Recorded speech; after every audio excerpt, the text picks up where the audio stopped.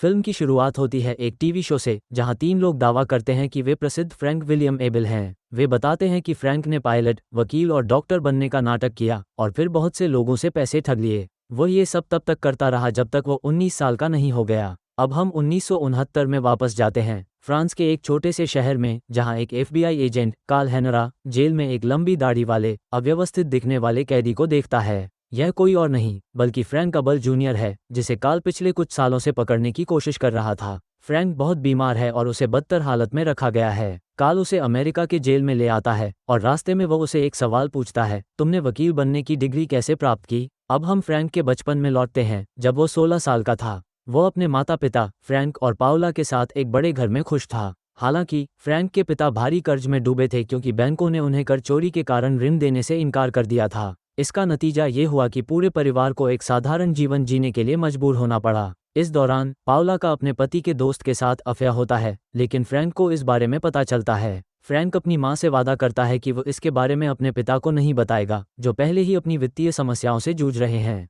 इस समय स्कूल में कुछ लड़के फ्रैंक को परेशान करते हैं, जो उसकी जिंदगी को और भी मुश्किल बना देते हैं। वह अपनी मां की फ्रांसीसी पृष्ठभूमि का फायदा उठाते हुए खुद को एक फ्रांसीसी प्रोफेसर के रूप में दिखाने लगता है। जिन लड़कों ने उसे पहले तंग किया था, अब उन्हें लगता है कि वो उनका शिक्षक है। फ्रैंक इस स्थिति का पूरा फायदा उठाता है और लगातार कक्षा में प्रोफेसर बनने का नाटक करता है। समय के साथ फ्रैंक की जिंदगी में और भी मुश्किलें आने लगती हैं। उसके माता पिता के बीच परेशानियां बढ़ जाती हैं और आखिरकार उनका तलाक हो जाता है। ये स्थिति फ्रैंक के लिए बहुत कठिन हो जाती है क्योंकि उसे ये तय करने के लिए कहा जाता है कि वह किसके साथ रहना चाहता है। वो इस फैसले में खुद को असमर्थ पाता है, इसलिए उसे लगता है कि वह भागकर अपनी जिंदगी जी सकता है। वो अपनी चेकबुक के साथ ऐसा करता है, लेकिन जल्द ही पैसे खत्म हो जाते हैं। अब फ्रैंक को जीने के लिए कुछ नया करना पड़ता है और वह चालाकी से एक रास्ता ढूंढता है। एक दिन वो एक एयरपोर्ट पर पहुंचता है और पायलटों को VIP ट्रीटमेंट मिलता देखता है। उसे लगता है कि वह भी पायलट बन सकता है, तो वह एक नया प्लान बनाता है। वो एक पत्रकार का नाटक करता है और कुछ कर्मचारियों को धोखा देकर पैनेम एयरलाइंस के मैनेजर से इंटरव्यू करने में सफल हो जाता है।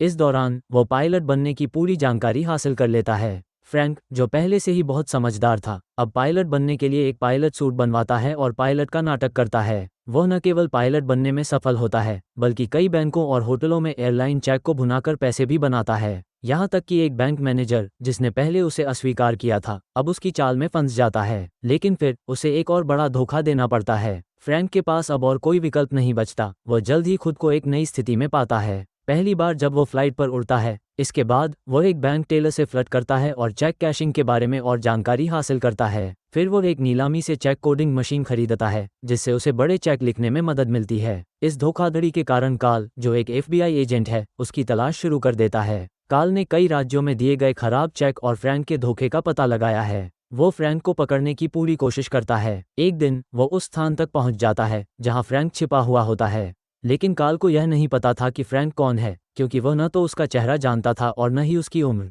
जब कार्ल ने खुद को एक एजेंट के रूप में पेश किया, तो फ्रैंक ने बैरी एलन नामक एक अन्य एजेंट का रूप धारण कर लिया और कार्ल को विश्वास दिलाया कि वह सच में एक एजेंट है। फ्रैंक ने अपना धोखाधड़ी का हुनर दिखाया और उसे सफलतापूर्वक कार्ल से बचने का मौका मिल गया। लेकिन वह अपना बटुआ भूल जाता है, जिससे कार्ल को शक होता है। कार्ल जांच करता है और पता चलता है कि फ्रैंक ने झूठ बोला था। वो फ्रैंक के पीछे भागता है, लेकिन वह जैसे भूत की तरह गायब हो जाता है। कार्ल की रिपोर्ट और कमरे में मिले फिंगरप्रिंट से भी कोई सुराग नहीं मिलता। इसके बाद फ्रैंक पैनेम अधिकारियों के साथ एक और साक्षात्कार करता है और अपनी कई उपनामों का खुलासा करता है। इससे वो और भी आत्मविश्वास से भरा हुआ महसूस करता है। कुछ समय बाद वह एक शानदार सूट और एस्टन मार्टिन कार खरीदता है। इसके तुरंत बाद वह चेरिल एनी से मिलता है, जो एक होटल में मॉडल के रूप में काम करती है। वह उसे एक रात के लिए $1000 में साथ बिताने का प्रस्ताव देती है, लेकिन फ्रैंक कहता है कि उसके पास केवल $1400 का चेक है। चेरिल फ्रैंक को एक दिलचस्प प्रस्ताव देती है कि अगर वह उसे चेक दे दे, तो वह उसे $400 नकद देगी। उस रात के बाद फ्रैंक चोरी किए गए पैसों का इस्तेमाल कर अपने तलाकशुदा माता पिता के बीच संबंध सुधारने की कोशिश करता है।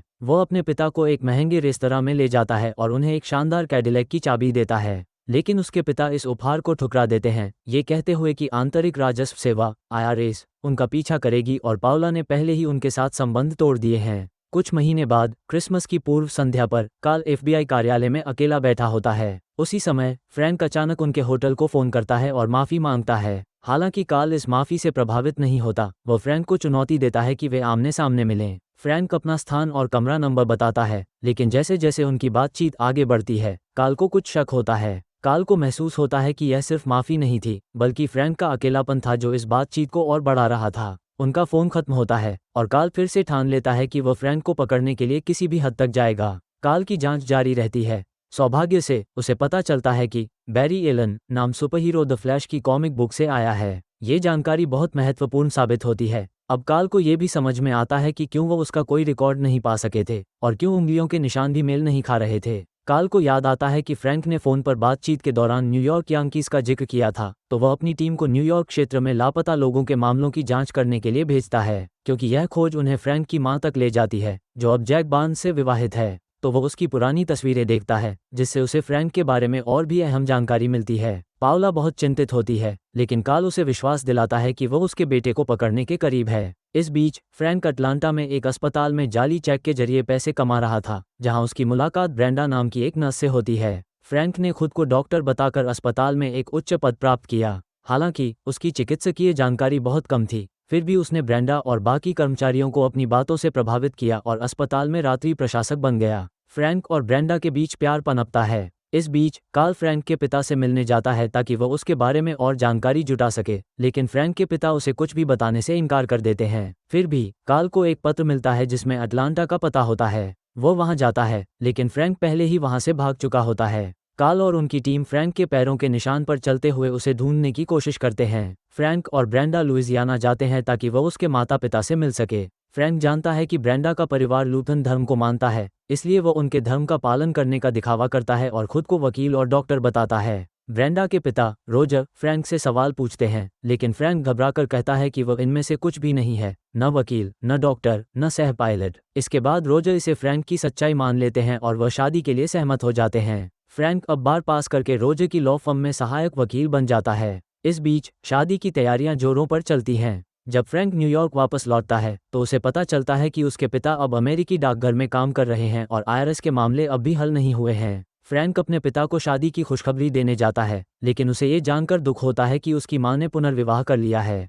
इस खबर से वो बहुत प्रभावित होता है। इसके बाद फ्रैंक को पता चलता है कि एफबीआई ने भी उसके बारे में जानकारी इकट्ठा करना शुरू कर दिया है। फ्रैंक अपने पिता से निराश होकर क्रिसमस की पूर्व संध्या पर उनसे संबंध तोड़ लेता है। वहीं काल को अपने एफबीआई कार्यालय में एक फ़ोन आता है और उसे पता चलता है कि फ़ोन पर बात करने वाला व्यक्ति और कोई नहीं बल्कि फ्रैंक है। फ्रैंक बातचीत के दौरान काल से कहता है कि वह एक व्यवस्थित और सामान्य जीवन जीना चाहता है और काल से पीछा छोड़ने की विनती करता है, लेकिन काल ये कहता है कि यह अब संभव नहीं है क्योंकि फ्रैंक ने लगभग $4 मिलियन की राशि चुराई है। इसके बाद वह अपनी सगाई का जिक्र करता है, बिना ये जाने कि यह जानकारी काल के लिए काफ़ी अहम है। फ्रैंक इस बात को समझ जाता है और फ़ोन रख देता है। काल ने पहले अटलांटा में फ्रैंक के नाम की छानबीन की थी और शादी की घोषणाओं को देखकर उसे यह एहसास होता है कि फ्रैंक लुइसियाना में अपनी असली पहचान छुपाने के लिए वही नाम रखे हुए है। काल और उसकी टीम फ्रैंक का पीछा करते हैं और एक दिन सगाई की पार्टी के दौरान फ्रैंक को पकड़ने की कोशिश करते हैं। हालांकि फ्रैंक एक खिड़की से कूदकर भागने में सफल हो जाता है और ब्रेंडा को अपनी असली पहचान बता देता है। इसके बाद फ्रैंक और ब्रेंडा के बीच कुछ कंफ्यूजन और निराशा पैदा हो जाती है क्योंकि ब्रेंडा को ये सब जानकर बुरा लगता है। फ्रैंक जानता है कि अब एफबीआई उसकी खोज में और भी कड़ी मेहनत करेगी, इसीलिए वह एक नई योजना बनाता है। वो एक पैन एयरलाइंस भर्तीकर्ता का रूप धारण करता है और यूरोपीय उड़ानों के लिए कॉलेज में छात्रों का ऑडिशन लेता है। वो केवल आकर्षक उम्मीदवारों को चुनता है और उन्हें एयरलाइन की वर्दी पहनाता है। फ्रैंक का उद्देश्य काल और उसकी टीम का ध्यान भटकाना था और वो इसमें सफल होता है। लड़कियों के साथ अपनी रणनीति के जरिए वो एफबीआई एजेंट्स को चकमा देता है और उनकी पकड़ से बच निकलता है। फ्रैंक यूरोप भागने के बाद अपनी जाली चेकों के साथ वहां भी धोखाधड़ी करने लगता है। काल को पता चलता है कि फ्रैंक यूरोप में कुछ बड़ा कर रहा है। हालांकि काल को यकीन था कि वो फ्रैंक को पकड़ सकता है, उसके बॉस ने उसे यूरोप जाने की अनुमति देने से मना कर दिया। उनका कहना था कि अगर वो अमेरिका में फ्रैंक को नहीं पकड़ सका तो यूरोप में क्या हासिल होगा। लेकिन काल हार मानने वाला नहीं था और उसने अपना प्लान तैयार करना शुरू कर दिया। काल ने एक जाली चेक का विश्लेषण करवाया और यह पाया कि वह एक विशेष मशीन से मुद्रित किया गया था जो सिर्फ यूरोप के कुछ देशों में मिलती थी, जिसमें फ्रांस भी शामिल था। इस नई जानकारी के साथ काल ने फ्रैंक को खोजने के लिए फ्रांस की दिशा में कदम बढ़ाया। वो फ्रैंक की मां के जन्मस्थान पर पहुंचा और वहां एक बड़े मुद्रण कारखाने में फ्रैंक को ढूंढ निकाला जो बहुत सारी मशीनों से घिरा हुआ था और लगातार चेक प्रिंट कर रहा था। काल ने फ्रैंक से कहा कि अब वो उसकी गिरफ्तारी के लिए फ्रांसीसी पुलिस से मदद ले चुका है और उसे पकड़ने का वादा किया। फ्रैंक, जो पहले इसे दिमागी खेल समझ रहा था, अब समझ गया कि यह सच्चाई थी। थोड़ी देर बाद वह कार्ल के साथ बाहर जाने के लिए मजबूर हो गया और उसने खुद को गिरफ्तार होने दिया। हालांकि जैसे ही वे बाहर निकलते हैं, फ्रांसीसी पुलिस तुरंत वहां पहुंच गई और फ्रैंक को गिरफ्तार कर लिया। कार्ल ने फ्रैंक को एक बार फिर से पकड़ लिया, लेकिन उसने वादा किया कि वह उसे छोड़ने के लिए कुछ करेगा। लेकिन फ्रैंक की गिरफ्तारी के बावजूद उनकी कहानी अभी खत्म नहीं हुई थी। फ्रैंक को जेल में कई साल बिताने के बाद आखिरकार अमेरिका भेज दिया जाता है। कार्ल ने उसे बताया कि उसके पिता की एक दुर्घटना में मौत हो गई। ये खबर फ्रैंक के लिए एक बड़ा सदमा थी और वह अपने आप को विमान के बाथरूम में बंद कर देता है। वह जानना चाहता था कि उसकी माँ कहाँ रहती है, लेकिन जब उसने अपनी माँ के बारे में जानकारी जुटाई तो उसे ये पता चला कि उसकी माँ ने एक नया परिवार बना लिया है और अब उसके जीवन में एक नया पति और सौतेली बेटी है। इस बात को जानकर फ्रैंक टूट जाता है और हार मानकर पुलिस और कार्ल के सामने आत्मसमर्पण कर देता है। फ्रैंक को अंत में दोषी ठहराया जाता है और उसे अटलांटा की एक संघीय जेल में 12 साल की सजा दी जाती है।